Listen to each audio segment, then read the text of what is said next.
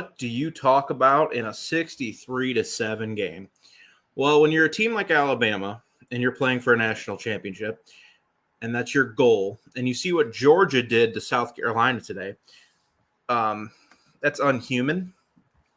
That wasn't fair. It's illegal in 7 countries for what South Carolina had happen to them. So you have to compare yourselves to Georgia. These two teams are going to play in 2.5 months or so, and we get into Atlanta and the SEC championship game, barring something crazy, which, hey, things happen. But that's the bar you have to set for yourself is Georgia. And what happened today was, for the first half, Alabama offensively looked really sloppy. Run game couldn't get anything going. Passing, the nerve before the season started, what everybody was nervous about with Alabama was how are they going to replace John Mechie and Jamison Williams, who are both now in the NFL? And of course, the year before that was how are they going to replace Devontae Smith? So safe to say Alabama's had a track record of being able to replace guys, and they brought in some transfers. Harrell hasn't even played yet, kid from Louisville, so we'll have to wait and see about him, and he might have to be the breakout piece because everybody else just is not up to snuff right now.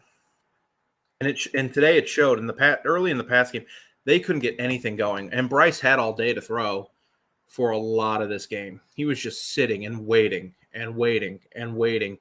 And eventually a Monroe player, a Warhawk, would come up and he'd have to throw it away. He'd have to run downfield for a couple yards, or he'd check it down to Gibbs.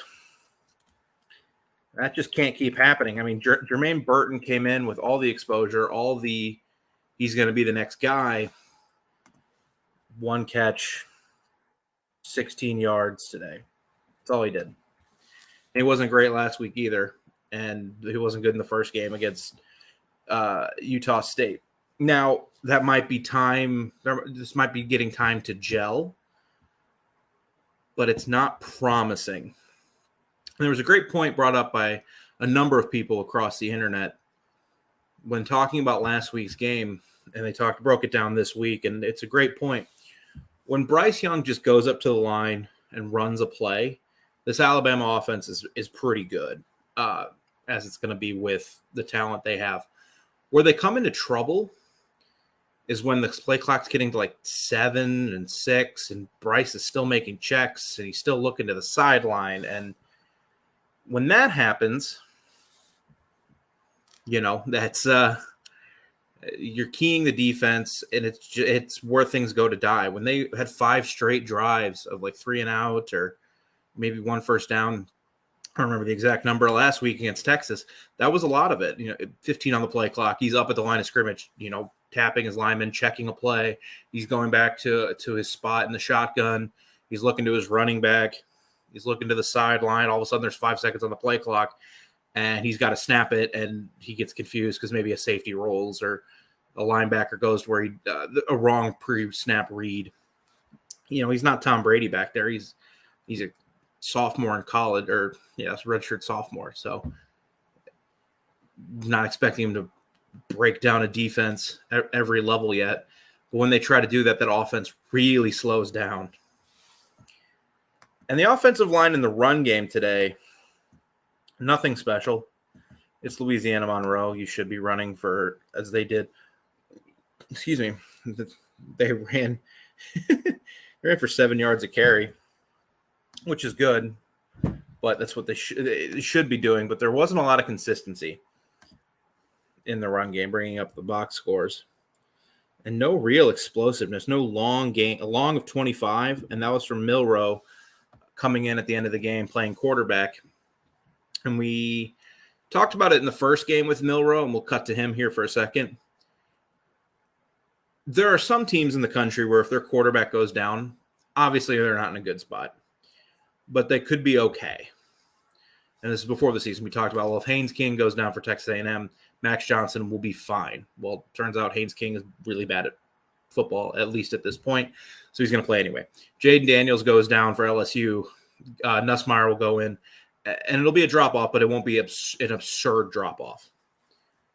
If Bryce Young goes down and Milroe has to start, Alabama could lose 3 games. He still cannot throw. He threw he was 0 for 2 today. Wow, that was a blast from the past, Dari. Oops. Mississippi State. I pulled up a tab to have stats, and the live stream started coming out. He was 0 for 2, missed a couple really easy throws. Just not – let me pull up live stats on my phone. Not an easy game for him. His mechanics look weird. I don't know. I'm just not confident if you had to say you were playing – trying to think of a lower tier SEC team. If they were playing Ole Miss, who's a pretty good team, and they beat the crowd out of Georgia Tech today, but I think we can all admit Georgia Tech is awful, and Ole Miss probably isn't quite at that level this year. I would not be confident that Alabama would win that game convincingly. I think they would struggle for points. But we'll find. I mean, hopefully he doesn't get hurt, because Bryce Young is a special talent. He's going to be a top 5 pick in next year's draft. Ty Simpson came in for a little bit, and all he did was hand the ball off. So nothing to read there, and there wouldn't have been anyway. These games are interesting because the only thing you can find is negatives. And we've talked about this before. You ran for 7 yards a carry. Great. That's what you should do against Louisiana Monroe. There's no positive there. You can say, oh, the O-line looked better against Louisiana Monroe. All you can find is negatives. Is what is your team not doing? Why aren't you doing – why is Bryce Young only throwing for 236 yards? Why is he throwing for 2 picks? The first pick was the worst decision I've ever seen him make on a football field. Backed up. He had plenty of time. He was just standing there in the pocket, which, good job. He didn't just scramble out like Jaden Daniels would. He starts rolling to his right. He gets a little pressure. He rolls to his right. And then, I don't even know who was open downfield, because there was, in the screen, all there was a Warhawk, and he just threw it, and it got picked. The second pick seemed more like a normal interception. He just misread something, and it got picked. Like, that happens. You can excuse those sometimes, but the first pick was very un-Bryce Young-like. What was special today for Alabama were the special teams. That poor Louisiana Monroe. Every time they went back to punt, here comes McKinstry. He had 5 punt returns, 136 yards, which is 27.2 yards per return for those of you who don't want to do the math. 44 yards is the long. Every time he there was one too where he only got like 15 yards, and he barely stepped out, or he would have gone. It felt all game. Okay, when's he gonna go? When's he gonna go? When's he gonna go? And then he gets pulled. Brian Branch comes in, and he gets the punt return for the touchdown. He goes 68 yards.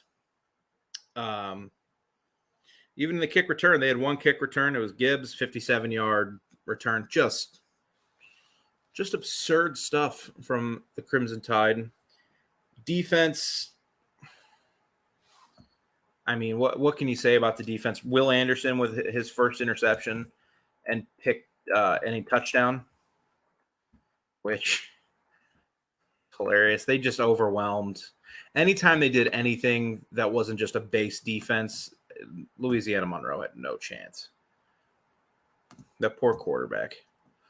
And does the website have their live stats up? Oh, let's go. So I can get like defensive stats, because ESPN doesn't provide those for me. Toto, 2 tackles for a loss. That, Will Anderson, kind of a weird game for him. He only had 1 tackle for a loss. He did have the pick 6 though, so you can't be too upset.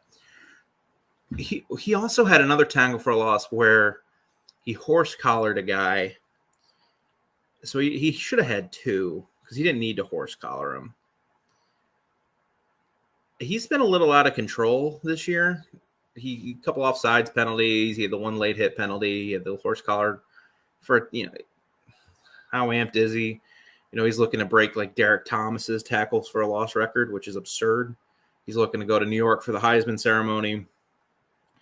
Understandably, he's really excited to play football, and he's going to be a top 3 pick in next year's draft. Just calm down, big fella.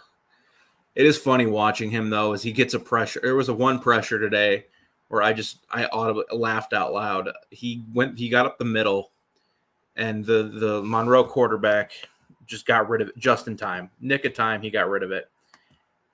And Will Anderson just shoved him to the ground. Like, nonchalant shove. Like, he didn't look like he pushed him very hard, but it wasn't like, he wasn't falling like, I'm trying to draw a flag. Like, it legit, there was some weight behind it, but it just looked so nonchalant, which is incredible. Starting quarterback, 11, Rodgers for the Warhawks, 11 for 21. He threw, the pick was tipped, but he did have the one interception, only 96 yards.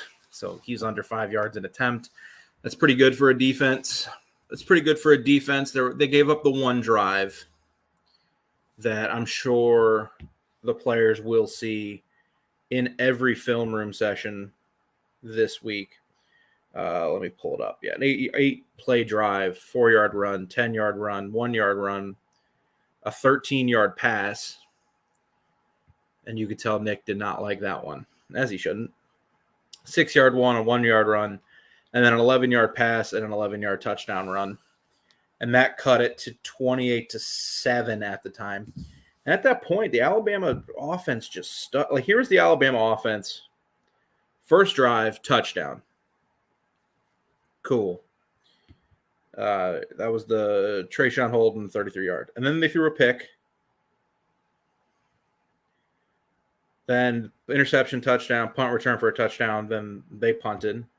So then another touchdown. They weren't on the field for a while. 7-yard run. No.